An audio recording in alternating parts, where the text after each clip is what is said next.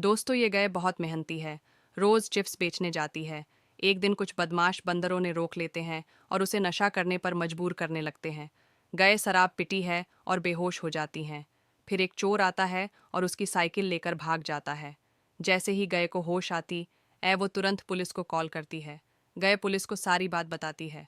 Police वादा करता है कि उन बदमाश बंदरों को पकड़ लेगा। फिर पुलिस वाला खुद ही बंदरों के साथ मिलकर नशा करने लगता है और गए प्लेन शाप नहीं मिलता। पार्ट 2 जानने के